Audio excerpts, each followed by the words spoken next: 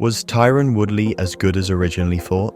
The former welterweight champ once called himself the greatest 170-pound fighter ever, but with dull fights, drama with Dana White, and tougher competition catching up, he couldn't live up to the hype and eventually fell off. How did it all happen?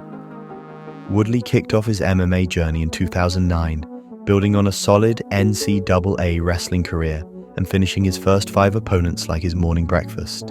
His most impressive win came against Rudy Bears, who was choked out in under 3 minutes at Strikeforce. He's done. He's got it. And it's 5-0. 5 consecutive submissions for Tyron Woodley. Best athlete in the sport. Wow. Woodley continued to impress in Strikeforce as he knocked out Andre Galvao. He's got no answer for the string Of Galvao, who seems stymied and seems very wobbly on his feet. He's been hurt the whole time. Rosenthal. Woodley racked up 3 more wins, defeating Tarek Saffiedine, Paul Daly, and Jordan Mine to earn a shot at the Strikeforce welterweight title against Nate Marquardt. Since Woodley was 10-0 heading into the fight, he entered with plenty of confidence, but Marquardt was equally up to the task. So things a little heated at the weigh-in, forehead to forehead. What was said between you and Nate? He's scared. I can see it in his eyes. You know, what he said didn't even make sense, and I'm going to break him. No matter what he's thinking now, I think once we get in the cage, that's where I'm going to break him mentally. And what was said, you can ask him what was said. It's a little personal. Marquardt talked the talk, but he also walked the walk, as after a back-and-forth battle, he finished Woodley with brutal elbows in the 4th round. After failing to win his first major MMA title, Woodley entered the UFC welterweight Shark Tank following the promotion's takeover of Strikeforce. Woodley burst onto the UFC scene with a bang, knocking out Jay Heron in just 36 seconds. However, his explosive debut immediately led to a tougher test against veteran Jake Shields. The result was a 3-round war between the two, which was scored in favor of Shields by the smallest of margins. I really know he didn't walk out of the cage thinking he won after getting kicked to the ground and spinning back fists and denied on every attempt, and he never punched me in the face.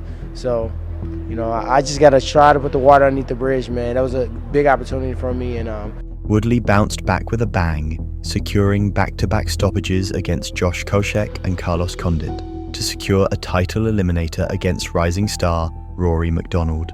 Do you feel that pressure at all? No, I don't feel pressure. I just have to fight to my potential, and the rest will take care of itself. He's explosive and heavy-handed puncher, so it's important I'm in the right position the whole fight. On fight night, McDonald completely neutralized Woodley with forward movement, body kicks, and jabs. He even took Woodley down and rained down heavyweight pounding to close the show and win by a comfortable decision.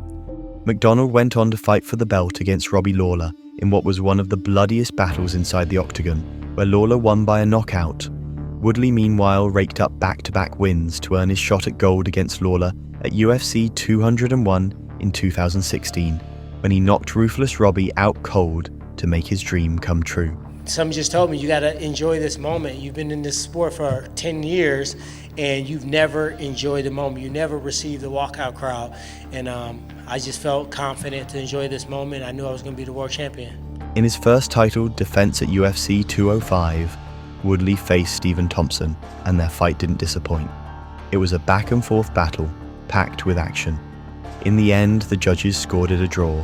The rematch took place 4 months later at UFC 209, where after a lackluster battle, Woodley won by a close decision. Dana White wasn't happy. Joe Rogan said he thought it was an entertaining main event. The crowd did not. What did you think? That was nice of Joe. I thought that that Wonder Boy won 3-2.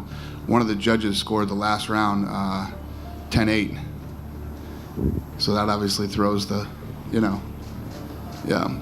Woodley's next title defense, which came against Demian Maia at UFC 214, wasn't very entertaining either, although he won comfortably. He's a freak of nature. He'd be an incredible fighter. Yeah, and it's easy. Listen, it's easy to say a win is a win. But when you get booed out of an arena, it means people don't want to watch you fight.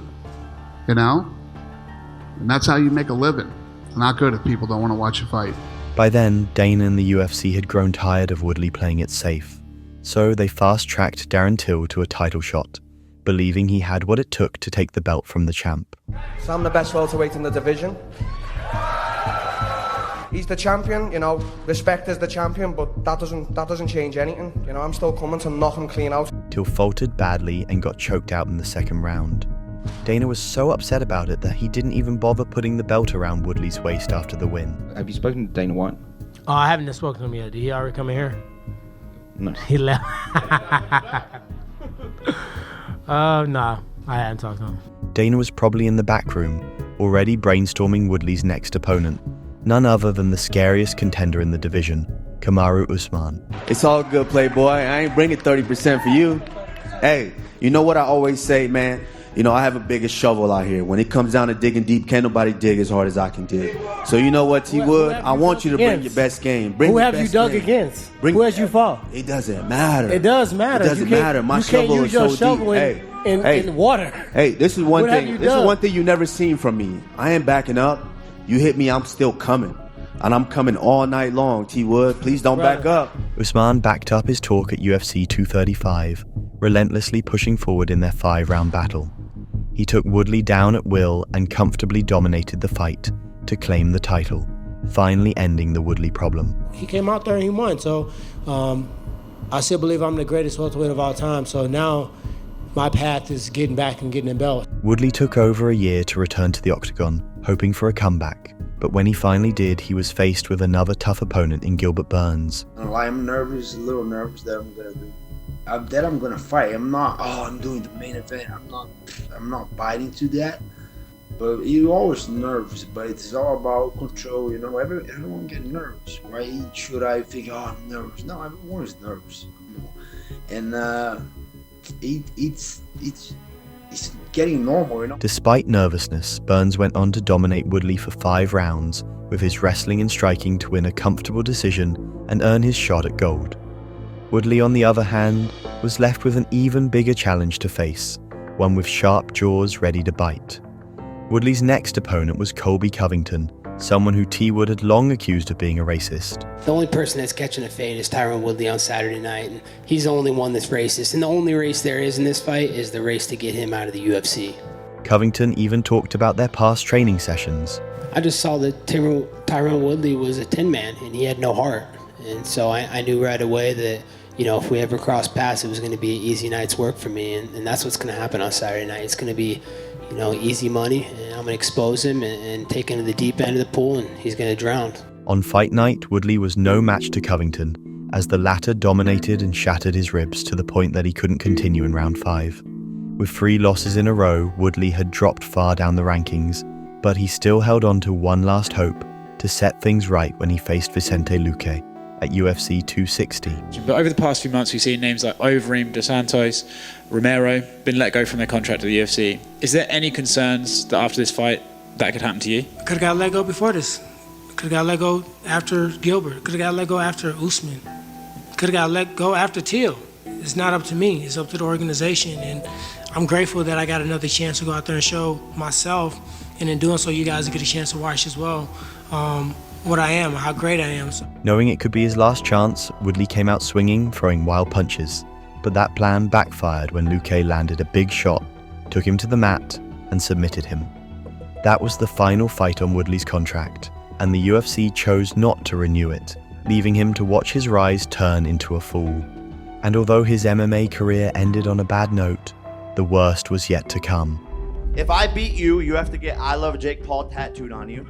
But if you beat me, I get I Love Tyron Woodley tattooed on me, and you have to post it on your Instagram feed. Deal or no deal? Are you confident or not? What y'all think? Bro. Y'all think I should do it? Bro, this guy has no f***ing confidence. Bet. Deal or no deal? Deal. Can we shake on it? And even though Woodley was a way more experienced fighter going into the ring, Jake survived the knockdown in the 3rd and had a strong finish. Woodley didn't show much activity, and judges simply had no choice but to give victory to Paul. After the fight, Woodley lived up to his word and got the tattoo. However, it looked quite fake. The first fight was quite close, and the two decided to enter the ring once again. Only this time, it was devastating for Woodley. Jake landed an overhand right that sent Woodley into the shadow realm, and we haven't seen him since. Woodley was one of the fighters who should have gone out on top, but stayed in the sport for too long and had a devastating fall. Another fighter with a similar destiny is Tony Ferguson, so check out our breakdown of his career.